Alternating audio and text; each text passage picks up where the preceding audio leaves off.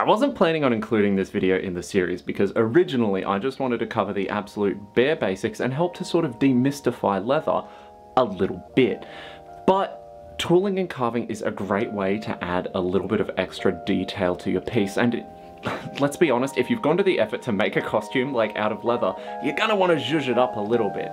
So let me give you the absolute bare basics of how to tool and carve leather. Step 0. Put your piece onto a marble or granite slab.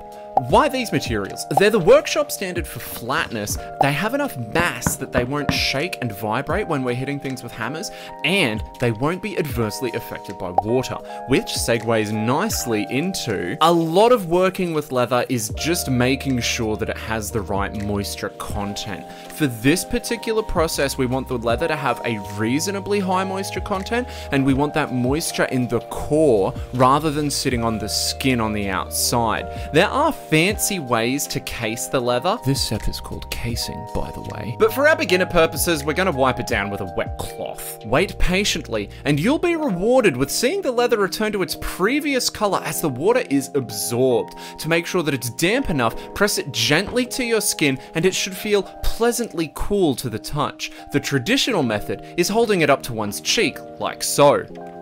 Ah, that's pleasantly cool to the touch. I've got a design that I'm going to trace onto my leather, and I'm tracing this with a blunt metal stylus. You can see now that the leather is damp, it's even more receptive to having a lasting impression left on it, and that's basically the property that we're taking advantage of in order to carve this shape.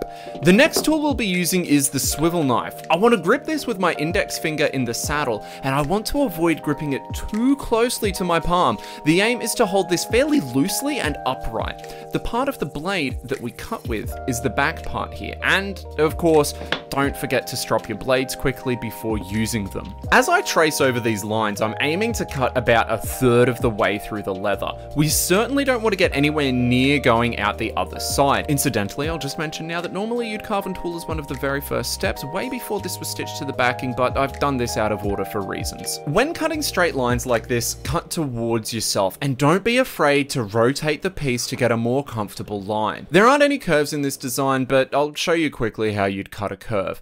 Don't try to take it all in one bite. Make your movement by degrees and rotate as needed, always starting within a previous cut. I like to revisit the ends of my cuts at 180 degrees just to keep my lines nice and abrupt without fading out. Now we come in with our tooling tools. Where exactly you strike is up to you, but I'm going to add texture to the outside, thus raising the design here. You can see on this example that you can also drive texture onto the inside of a design, which I think also looks quite fetching. This tool has a bevel on the striking face, so I want to take care to hold it vertically, and I want to strike it hard enough to leave a firm imprint, but not so hard that you can see the line around the shorter end of the foot, which I'll do on purpose here for demonstration purposes. See how when we do it right, the texture fades out to nothing? When you align the tool to strike, make sure the taller end of the foot is nestled nicely in this little line that we've prepared for it with the swivel knife. We're not creating new patterns with this tool, we're just tracing the existing lines. Now that you know how to strike this tool, the next step is striking it several hundred more times. Hooray! In order to get a smooth line, don't be afraid to go back over the lines that you've left. The most stable way to tool is by striking, moving the tool to the next point along the line, and striking again ad nauseum. But let me show you a fun little technique that's a little more advanced. Read, I still stuff it up from time to time. Holding the tool a little more loosely in your offhand, you want to strike from your dominant hand to cause it to mark the leather and hop back up slightly. This is about getting the rhythm between your two hands to enable a kind of jackhammer effect, where the force of one strike moves the tool into position for the next strike. As I said, I stuff this up fairly routinely, so don't beat yourself up if this one is a little bit difficult for you to get a handle on. You can also use a tool with a smooth face like this, but it does mean that the lines between strikes are a lot more visible, and you may have more work cut out for you to blend everything together. I'll mention now that naturally there are a million tools that are used for different kinds of tooling or shading or patterns, and you can even get a tool made with your own design if none fits your purpose. Ooh, that's very handsome. So we won't be covering every kind of tool that one can use, but I will show off this tool, the 104. This is great for a couple of things, and you can see that this one is a flat foot, so when I strike down on it, it will uniformly drive depth into the piece. In my case, I'll be taking advantage of the shape of the foot to really get into the edges on the inside of the design, and I'll be tapping more and more lightly at the edges to fade out the texture.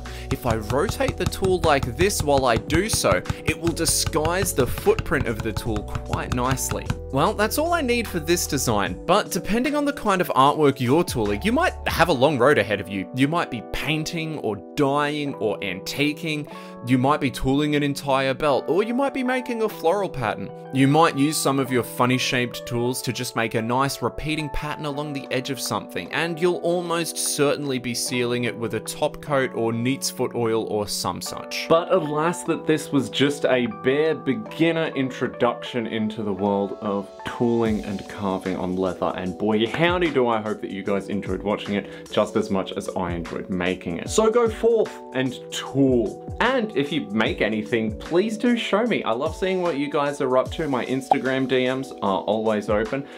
How's that for a nice little bit of cross promotion? And to follow that up, I'll tell you to obviously subscribe to the channel and to like this video. So what's next for our little piece of costrel that we've been learning along with? Well, I'm going to need to wet form this before I seal it, and if you've watched any videos previously on this channel, you've probably heard me gas back about wet forming at length, but I'm looking forward to giving an in-depth tutorial, and if you guys are keen for that as well, well then you guys take it easy, and I'll see you next time.